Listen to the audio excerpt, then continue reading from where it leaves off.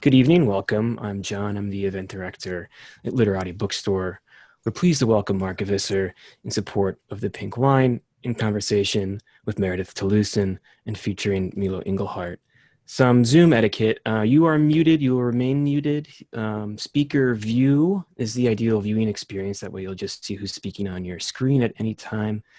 And we do ask, as I mentioned, that you keep your video off through the duration of the event. The chat is closed to the public as well, but we encourage you to keep the chat box open. I'll be there to provide links for you to purchase the Pink Line. And as well, you can use the chat box to submit any questions you may have for Mark to me, directly to me at any time, and I'll ask them at the conclusion of the conversation. And as a reminder, you can purchase the Pink Line on our website. Like I said, I'll include a link in the chat. And if you're watching later on YouTube, you can purchase through the link in the description. You can also shop for more books at literatibookstore.com. Thousands of titles are available for curbside pickup if you live in Southeast Michigan. And in lieu of a book purchase, we'd also ask that you consider a $5 donation to sustain our virtual programming. Whether you'd like to think of it as subscription for this week's events or events for the month of September or events for the remainder of the year, you can make donations at literatibookstore.com/donation. Otherwise, we simply thank you for your attendance this evening or afternoon or early morning. In Mark's case, wherever you may be tuning in from, we appreciate it. So without further ado, I'll introduce all of our guests this evening. Mark Gevisser is the author of the prize-winning A Legacy of Liberation and Portraits of Power. He's the co-editor of Defiant Desire, Gay and Lesbian Lives in South Africa. His journalism has appeared in The Guardian, The New York Times, Granta, and other publications. He is the writer of the documentary film The Man Who Drove with Mandela, which won the Teddy Documentary Prize at the Berlin Film Festival. Born in Johannesburg in 1964, he lives in France, but I believe he's now in South Africa? Cape Town. Cape Town. And Meredith Talusan is an award-winning author and journalist who has written for The Guardian, The New York Times, The Atlantic, The Nation, Wired, Self, and Condé Nast Traveler, among many other publications, and has contributed to several essay collections. She has received awards from GLAAD, the Society of Professional Journalists, and the National Lesbian and Gay Journalists Association. She's also the founding executive editor of THEM, Condé Nast LGBTQ+ digital platform, where she is currently contributing editor. And Milo Inglehart is a registered fellow at the Transgender Law Center. His fellowship improves access to healthcare for trans and gender nonconforming people through a mix of legal services, policy advocacy, and litigation. And he dreams of a world where holistic, affirming health services are accessible to everyone. Before law school, Milo worked for the New York City Council on participatory governance projects and policy work to improve access to city services. He also spent time in his home state of Michigan organizing with LGBTQ youth against homophobic and transphobic harassment and working against juvenile life without parole sentencing.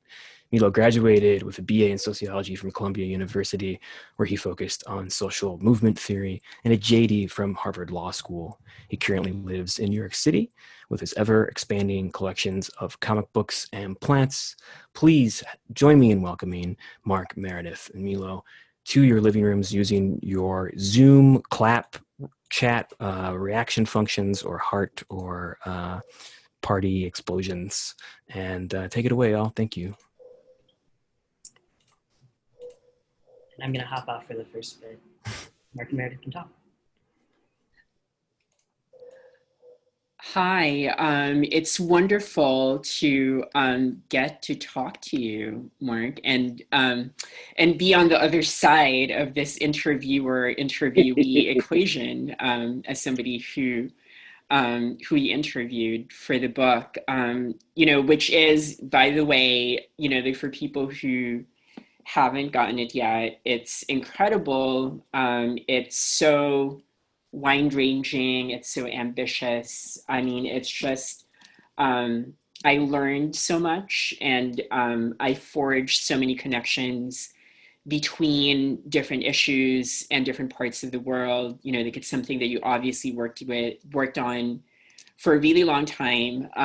Your editor, Jackson Howard, who is a good friend of mine, sent email where he was just like, when Mark started this book, I was in high school, which I thought was hilarious.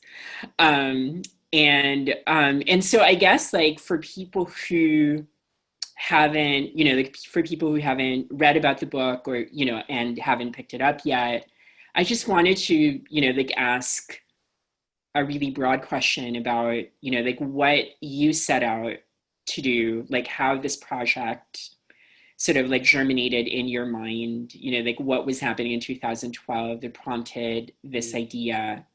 And then, kind of like what has shifted or what has changed between your initial vision for the book and what the book has turned out to be. Because Sure, obviously, like there were many things that happened in between, right? thank you so much, Meredith. It's wonderful to be here. It's wonderful in particular to be virtually in Ann Arbor, because as we will see later in our conversation, my American research was in Ann Arbor. And while I was doing my research at the amazing Neutral Zone Youth Center, I spent a fair bit of time popping in and out of Literati Bookstore. So lovely to be here virtually with Ann Arborites in this bookstore. Meredith, the idea for the book actually came a few years before 2012, in 2009, which was the year that my partner Chetty and I got married. South Africa, I'm a gay man. South Africa, a gay cisgender man. South Africa being the 5th country in the world to have marriage equality. And we got married a few years after the laws changed in this country, not because we believed in the institution of marriage, but because he got a job with the United Nations. I wanted to go with him to Paris, and to get the spousal benefits, the marriage would help. That same year that we got married, I read in the media about a couple from another African country, Malawi, which is north of South Africa, Tiwonga Chimbalanga and Stephen Monjeza, who decided to hold a public engagement ceremony. And their prize for holding a public engagement ceremony was not a ticket to Paris or spousal benefits, but it was an arrest, a sentence to 14 years hard labor for carnal knowledge against the order of nature, terrible degradation and humiliation. And for Tiwonga, who is the first person I write about in the book, because she is now a refugee in Cape Town, a life in exile. And it came to me that there was a new border, a new frontier in the world that after a while I began calling the pink line, a pink line between those parts of the world that were increasingly accepting LGBTQ people as full citizens, and other parts of the world that were finding new ways to shut these people out, using laws, as in the case of Malawi, that had been dormant for many years because of a new threat that suddenly seemed to be presenting itself. So over the course of time that I was working on this book, which was nearly a decade, I tracked the way the pink line ran between countries, the way it ran through countries, specifically through the United States, as a border in the culture wars, and we'll talk about that. The way it sort of runs between cities and the countryside, because of the way people leave kith and kin to come to the city and are able to practice personal autonomy that enables them to be themselves in a new way. Also, very importantly, and this is absolutely critical to the work I was doing, the way a pink line runs between the kind of online freedom you can have if you have a cell phone and a little bit of data and some privacy, and then the offline constraints when you look up from that freedom, and where you can connect to a globalized notion of what it means to be gay or lesbian or transgender, the community, the solace, and then you look up into the eyes of a disapproving parent or a church that says that you're possessed by the demon, or a state that says that what you've done is illegal. There's a new dynamic in the world today because of that dissonance between some sort of globalized online reality, globalized online liberation, and the exigencies of offline life. So I made a point of writing this book over time and tracking what was happening over a period of years, because I wanted to see how this conversation was growing globally, and what effect it was having in different parts of the world. And I suppose the thing that struck me the most was noting the way in this decade that I was working, the way the dial shifted, the way the line shifted from gay issues, particularly in the West once marriage equality was settled, towards transgender issues and issues that have to do with gender theory, which has become one of the big global pink line issues right now. And I'm sure we'll talk more about that. Yeah, I mean, I think, I mean, I have like 20 questions that just came out of that comment. I mean, I think the thing that really struck me about the book is that, like at a time when one sort of like traditionally sees kind of like a comprehensive study, usually in terms of history, usually in terms of the past, right? What you attempted to do was give us a sense of what queer life is like across, like really wide swaths of not just of geography, but also like class, right? And types of government, parts of the world, and also these sorts of spaces that people, that people don't necessarily think of as distinct spaces, like the online space versus the offline space, or even the space of the AIDS related NGO versus the space of, of somebody's hometown or home village, right? And I guess, I guess for me, like one of the things that is certainly important to talk about is your position across these spaces. You've already alluded to the contrast between, like your position and Auntie Twonga, in, like in terms of your marriage, but then you have, like a bunch of subjects, right, in the book, nearly all of whom are in some way, in various ways, in, sort of like crisis points or points of inflection in their lives. And I was wondering, just sort of like how you grappled with your position relative to those people. You talk about it a little in the book, but I guess like, like as somebody who moves through some of these spaces myself, it's just a question that I'm constantly grappling with, right? Like is how do I sort of like engage with people who are, like who are having experiences that are, that are just sort of like materially and emotionally more difficult than the ones that I'm experiencing. I approach this in many ways and from many perspectives. And the first way is as a journalist who's always believed that if I'm going to be your guide, you the reader's guide through a story, if I'm going to be sort of steering the boat through these, as you say, very troubled waters, you need to know who I am. You need to know what kind of a ship captain I am. And in a way that I believe that in terms of writing narrative nonfiction, that's one of the ways you earn the reader's trust. I also believe it's a way of exhibiting, rather than having some sort of God's eye view, some sort of omnipotence over your subjects, almost as if they were part of your dominion and you were better than them.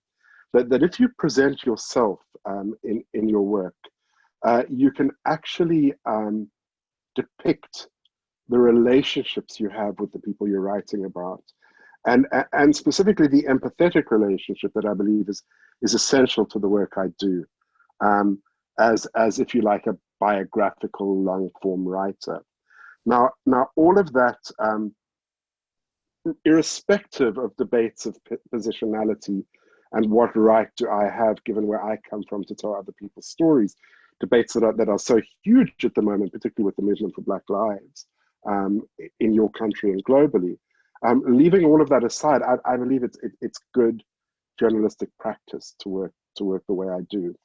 But then there is the question of my power relationship to the people I'm writing about, and the way I deal with it in the book is this is very much I tell the stories of 9 people or communities in 9 different countries all over the world, and it's very much their stories. It's not my story. I don't want to, even though I do write a little bit about how I was transformed by this story. I don't want to do this trick that I think happens too often, particularly in American narrative nonfiction, where it becomes the story of the journey of the writer. It's not the story of my journey. It's the story of these people, and I particularly want to show how these people have agency over their lives, sometimes at great cost, because in the politics of the Pink Line, their lives are often weaponized by one side or the other. They're seen as evil agents of the neo-colonial West, or they're seen as sort of fetishized victims who need to be saved. And in both cases, they can't really, in terms of dominant discourses, live as themselves. And I didn't want to fall into that trap. Finally, I felt that if I was going to be writing about how there was an explosive new global conversation about sexual orientation and gender identity that was being carried across the world by the vectors of globalization, I had to understand myself as one of those vectors. Because when I arrive in a village, in a small fishing village in southern India, or in a room with a desperate kid in Kampala, Uganda, who's been chucked out of his home and subject to sexual abuse and is looking for help, I carry certain baggage with me. I have my backpack, and in my backpack is my computer with my ideas about personal autonomy and human rights and what gay means. But I also carry my wallet, and whether I use it or not, I'm perceived as having that wallet. And in fact, the homophobes in a country like Uganda think that I am precisely the problem. I'm arriving in their country with my money and my ideas to corrupt their young men. So in instances in particular where I get involved with the people I'm writing about, sometimes helping them financially to get education due to my conscience, I feel it's absolutely essential, not just to acknowledge my privilege in a kind of check that box way, but to understand how I am also personally part of the dynamics of the Pink Line I'm trying to describe. Yeah, I mean, that was one of the trends that struck me about the book, in terms of, and is something that would have been really, really hard to identify had you not, sort of like gone to all of these different places, right? Is, like one of them is certainly this sort of trend of positioning queerness as a neo-colonial force, which is something that you also acknowledge can be in certain cases, that, right? But that also there's also this sense that you're describing queerness, but it's also kind of inevitable that whatever it is that you're describing, all of these other forces become sort of like implied and imbricated, right? Like whether it's this idea of neocolonialism or class, or you have all of these kind of like subjects who are seeking asylum to places in the West. They're not just, they don't just want to go to the West to be able to live freely as queer people. They also want to enjoy the material resources of the West, right? And I'm wondering, how having gone through this entire project, are coming to terms, or have tried to come to terms with that paradox that we can't sort of that we can't advance the cause of queer rights without at the same time or that arguably we can't advance the cause of queer rights without positing, without also kind of being kind of like Western capitalist propagandists in certain ways. You know, like I feel like that would be the devil's advocate position, right? That we're not just trying to help people, you know, sort of like actualize themselves, but we're actually, you know, we're actually selling visions of America and the West to these people. You know, I suppose we have to accept something as a bottom line, and it's absolutely critical to accept, and I'm not sure if it's accepted enough in the West, which is that the notion of your sexual orientation, in particular, gender identity is a different thing, but the notion of your sexual orientation as an identity is a Western concept that comes out of modern liberal democracies, that comes out of a particular history of the Industrial Revolution, that comes out of a kind of a democratic system where you can get rights by forming a political minority with other people like you, whether it's African Americans or women or gay people or Irish Americans, and you can lay claim to a space in civic society on the basis of really your libidinal desires. I mean, now this is kind of shocking to many Africans and Asians. It doesn't make any sense at all because they come from a certain world. They come from a world where what you do sexually is behavior. It's not identity. That's just the truth of where these ideas of identity begin. But what's happened in the world, and it's happened as a consequence of globalization, and as you say, commodity capitalism, mass migration, the digital revolution, is that there are people all over the world who are saying, actually, it doesn't suit me anymore just to do my sexual stuff on the down low. Actually, it doesn't suit me anymore to be married off to a man when really I like women. It doesn't suit me anymore to be wearing a dress when I'm more comfortable in myself if I can wear jeans and have a buzz cut. And I know that this is possible now, so I'm going to claim a certain set of rights.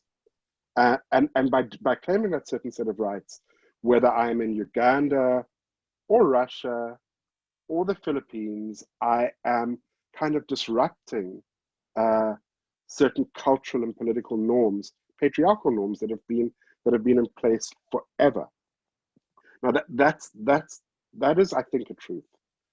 What's really important, though, is to acknowledge that when a young Ugandan or a young Filipina or a young Russian decides to claim their rights in this way, they are not, as they are accused of being, agents of American imperialism, or they have their own agency. They are making their own decisions as modern global citizens, taking what they see in the world and trying to make it apply to their lives.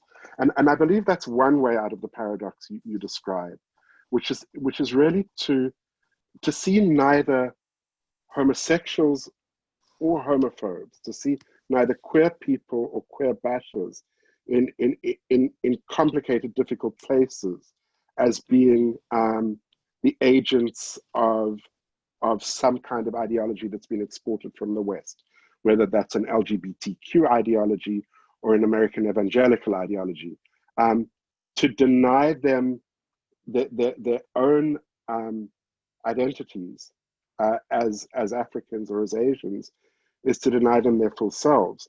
And I think if people in the West, in North America and in Western Europe, are able to really internalize that, it's and really to understand that even if those people are sort of being lured by the glitter, by the bling of the West, whether that bling is stuff you wear physically or stuff you wear as an identity, it's their choice. they're making those decisions for themselves. Right. And I think this is probably a really good time to bring Milo into the conversation, because I think that, like as much as we talk about, sort of like agency and freedom and, the sort of progressiveness of the West, one of the locuses of, one of the places in which people agency and choice becomes controversial is how to deal with transgender kids, right? And I think that your chapter in Michigan was particularly, sort of instructive in terms of, like in terms of some of these dynamics. Milo, hi. Hey, I'm back. Well, before we get, like we sort of really get into it, I was just wondering if you had any specific thoughts about, just sort of like what we've talked about so far, but also, kind of like your reactions to the book, and also, like your reactions to, to the material that was, kind of like set in a time and place that you were in. Yeah. The things that you were just talking about, sort of with the agency and that in the context of all of these sort of outer societal forces, is something that I've been thinking about a lot in the context of the US chapter. So I'm very excited to get into that in our discussion. And then, it was so strange to read this book at like 28 and suddenly be transported to like queer prom in Ann Arbor, which I went to at the Neutral Zone, which is such a wonderful place. And it really captured sort of how dynamic and intense a time I think that was for a lot of young people, and what a sort of unique and special place Riot Youth was for folks. So it was wonderful to read and sort of have a little nostalgic and just a fun time going back. Yeah, how did you decide on that area? How did you decide on the middle of the country, which is, which people are just like, really, what? It's the way I do my work, which is that you follow one thread and it leads to another and it leads to another. So I knew that I wanted to write about the United States, and I identified, and you tell me whether I was correct, the two of you, to identify this.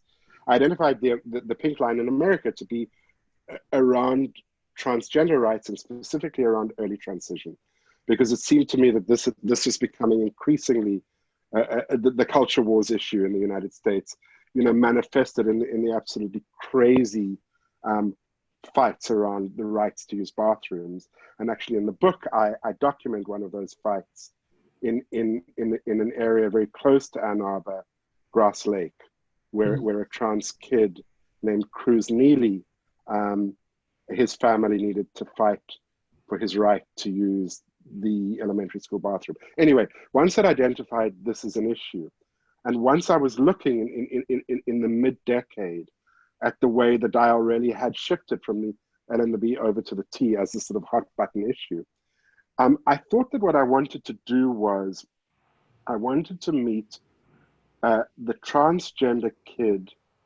of a lesbian or gay couple, because I wanted to kind of look at these two generations of pioneers, people my generation, I'm in my mid-50s, who had chosen to raise children at a time when it was still really not the norm. It's not even the norm now.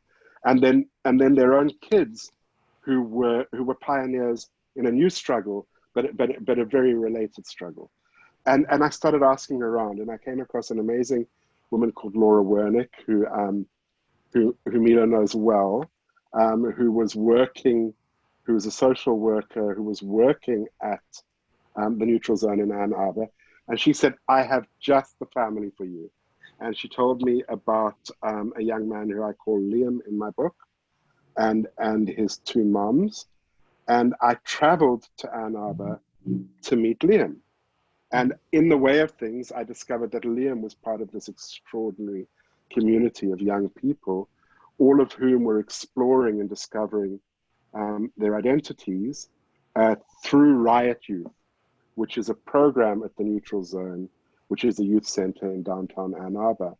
I planned my visit to come at the time of a queer prom, because again, as a sort of the outside ethnographer conducting my research on these strange American natives, I wanted to kind of go to one of your ritual activities, and what better than a prom and a queer prom to do it.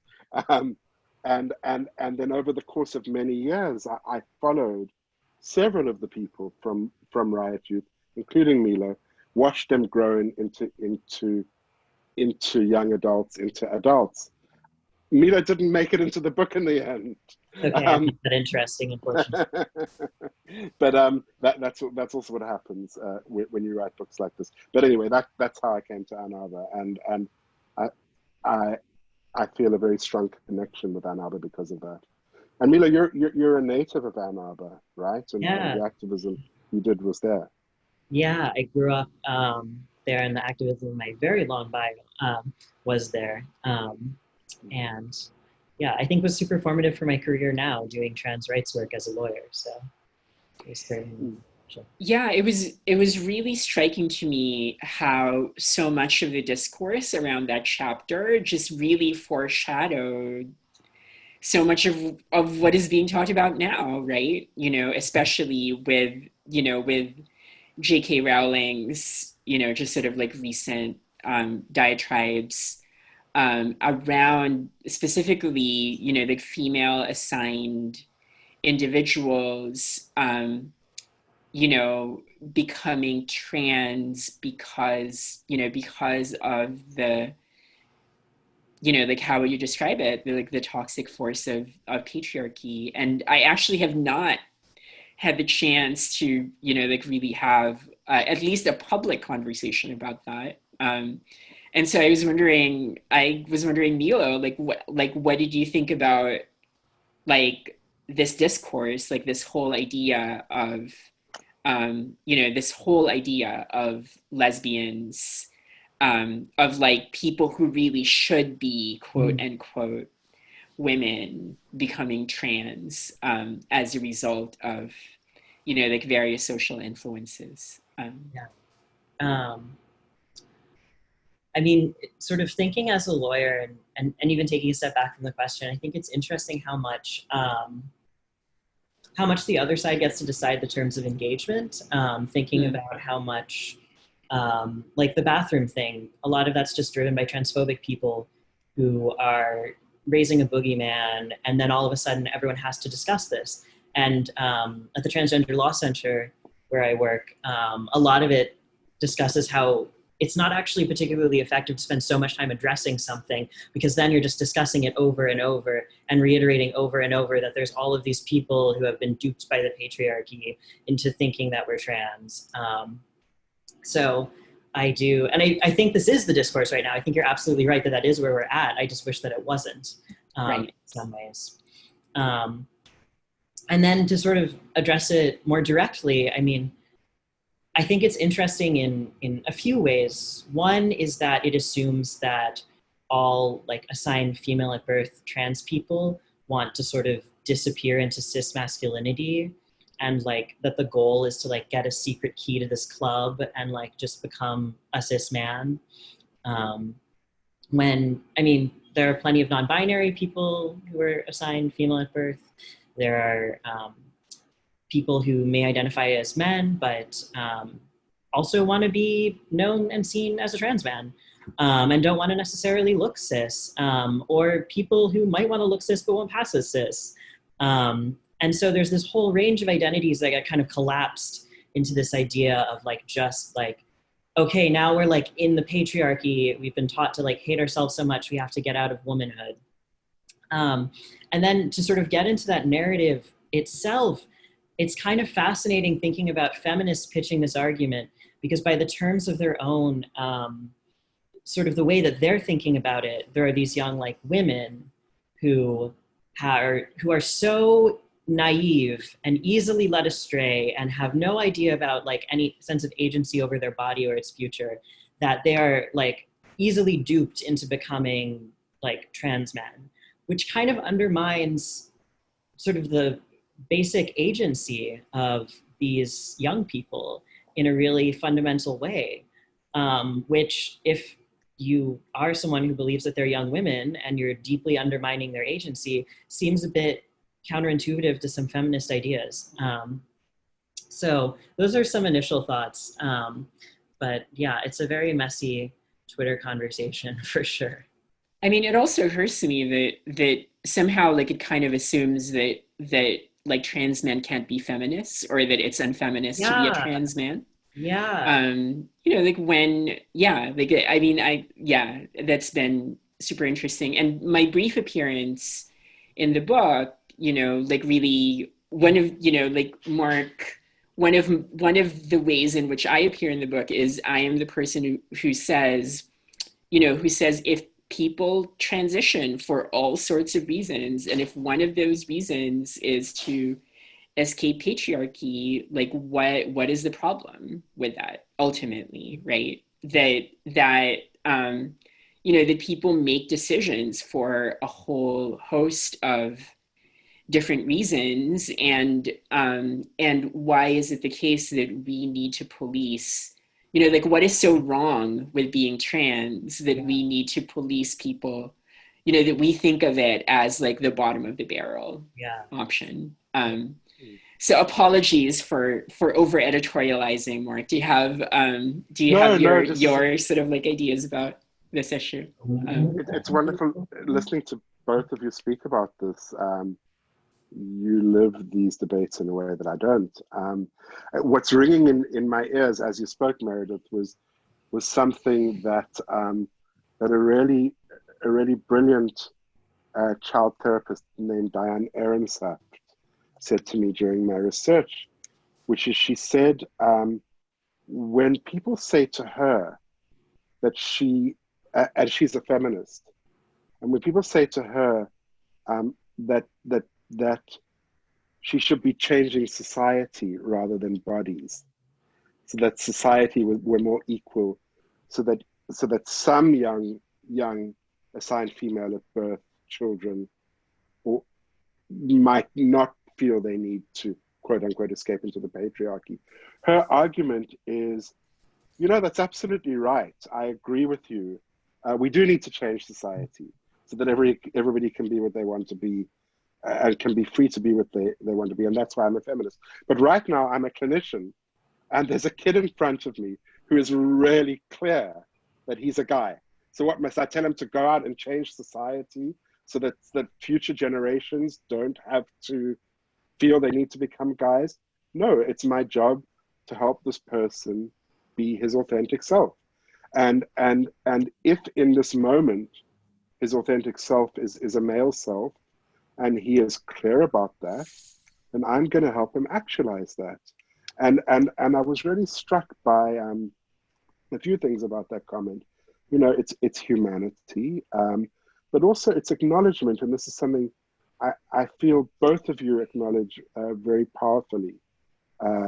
Is the way identity is contextual, and one really does need to acknowledge that, and there's no crime in acknowledging that. It's scary to acknowledge that, because if you acknowledge, if you jump off the sort of born this way horse, then people are going to try and change you, and which is why young people so often claim, I was born this way. You can do nothing about it, mom and dad. Don't try. I said it to my parents. But I think that we do need to acknowledge that we are all, in very complex ways, the products of our times and places, as well as our biologies. And that's going to make us who we are. And what difference does it make how we got to be to where we are? If that's who we are, and we're not bothering anyone else, then it's our right to be that way.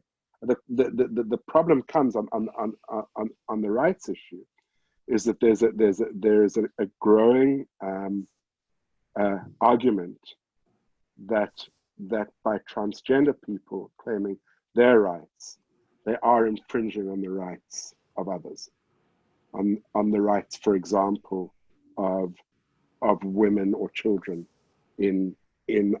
of cis women and children in women's only spaces. And this is an argument that trans people, as Milo knows, have to fight legally, ethically, and logically, because there's very little evidence of that, no evidence of it. Yeah. I do think that there are, at the same time, really wonderful partnerships between sort of historically cis-centered feminist groups and trans groups. I'm working on a lawsuit right now at the Transgender Law Center challenging the rollback of anti-discrimination protections in healthcare. And it's a lawsuit that's partnered with the National Women's Law Center and a few other organizations, because the same lawsuit is attacking abortion rights and gender-affirming care. And as much as there are a few feminist groups who like to align themselves with the religious right also definitely wants to control women's bodies in addition to trans bodies.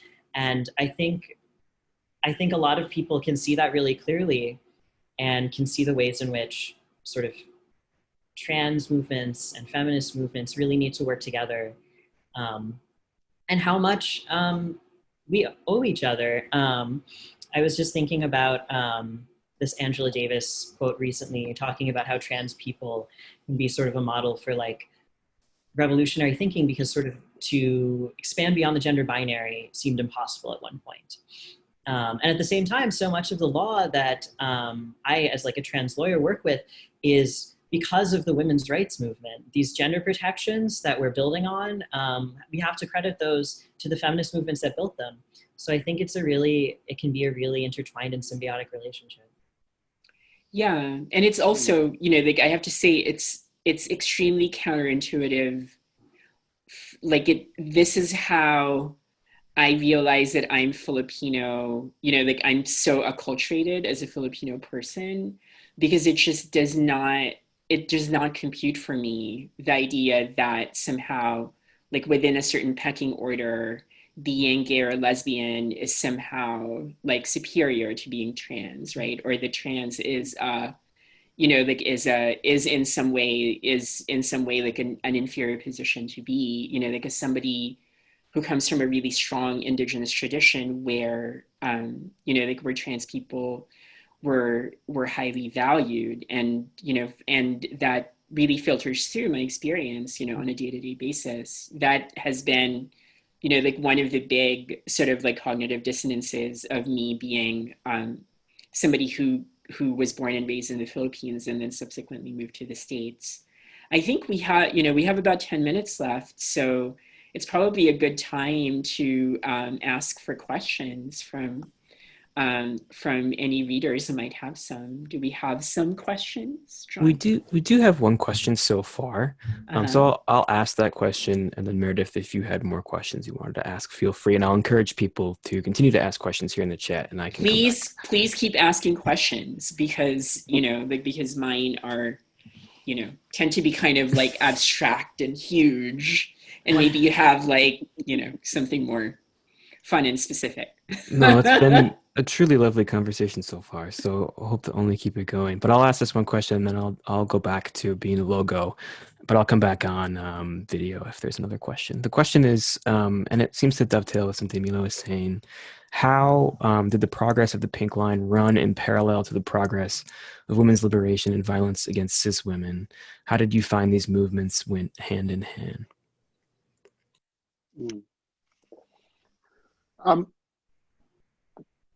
It's not as if I really love what Milo said about how the trans movement is working off the gains of the women's movement, and that's true. But it's not as if the work of the women's movement is over.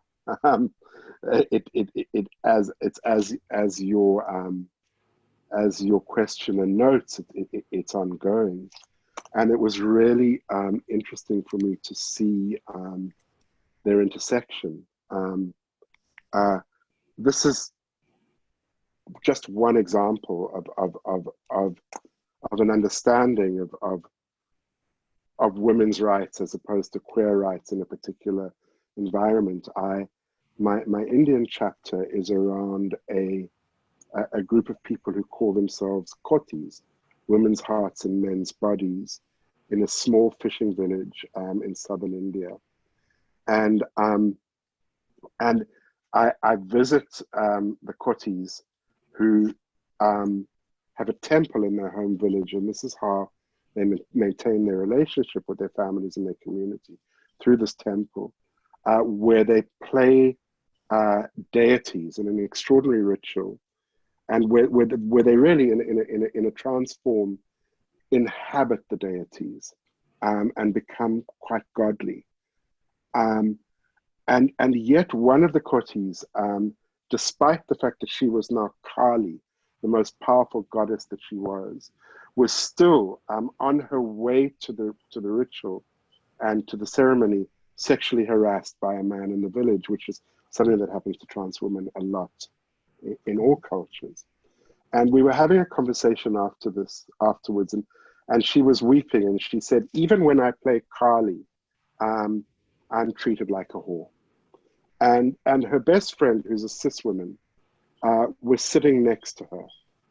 And I said to this cis woman, whose name is Surya, and this is a poor fishing community in India. Remember that. These are lower caste people.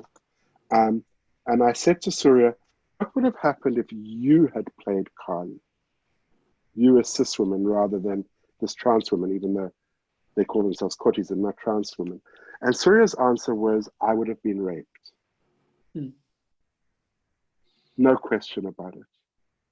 If I had been so audacious as to play a goddess, even though I am a cis woman, which she didn't say cis woman. And it just reminded me, in a way that I think is important to be reminded of the struggles that all women have, cis and trans, in a patriarchy, and specifically of the way that in some cultures, such as India, there's some feminine space that trans bodies can claim,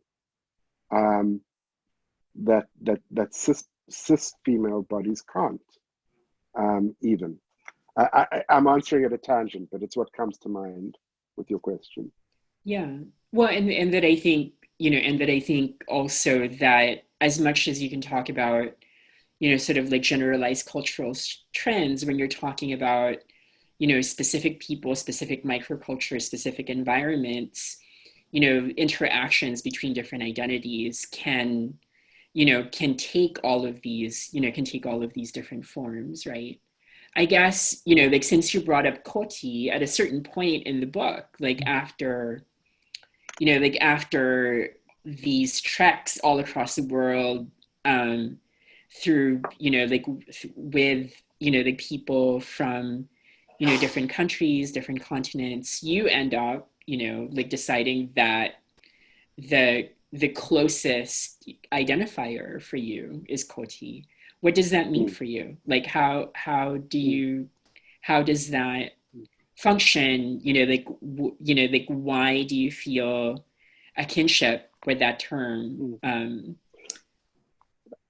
I suppose, I mean, I mentioned Diane Ehrensaft a little bit earlier, and when I was meeting with her, I told her that I was, because I'm kind of queer and I'm not really fixed in a male way, in my male body, the way my very normative brothers are, for example.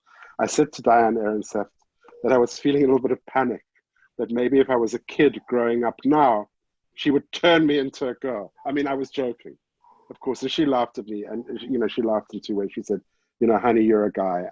There's no question about it. I would know you were a guy.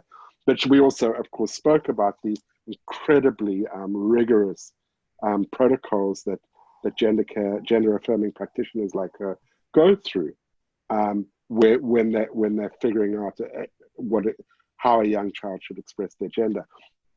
That being said, I was really struck when I visited the kotis in South Asia, that when there was the obligatory go around of name, pronoun, and gender identity, when it came to me, I said, Mark, he, him, his, and I didn't say male, I said koti. It just slipped out of my mouth. And I've really tried to think about why that was. And it's partly, I think, because, I mean, these are people from such a different class to me, who speak a language, we didn't have one word in common. I have no Tamil, they have no English. We were speaking through an interpreter. And on one level, it was a way of saying, like, I'm like you, I'm one of you. You can trust me. But the fact that I was doing that professionally didn't mean it wasn't true. And I was really struck by how I was learning by hanging out with them to accept a gender fluid identity that I'd really never allowed myself to think of before. Even though I'm not a trans woman, and I'm certainly not a koti, because kotis, as I describe in the book, are subject to real men. It's not a comfortable place to be in, and that's not how I see myself. But the reason why I end the book in that way is to sort of show my reader and to show myself. This is coming back to your question of positionality, Meredith. That even if I come from a place where I can be married to my husband and where I have all these material resources, and that I mustn't allow myself to believe that I am the future of these people's past, that their society is moving ineluctably to this position of freedom that I hold, because that stops me from being able to learn from them, and from their cultures and traditions and positionalities and identities. And I feel that that's what was happening to me in South India.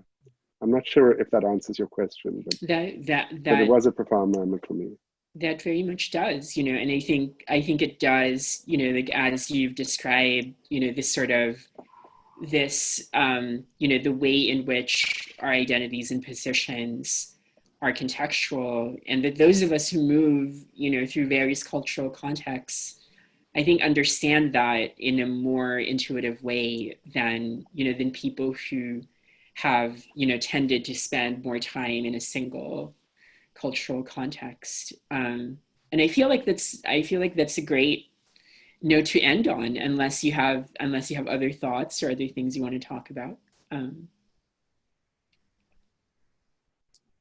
Well, lots, but the hour is up. Well, the answer of the asker of the question, excuse me, just says, thanks so much for the wonderful response. As someone who has worked many years in India, the example really brought to life this idea. Mm-hmm. Amazing. Right.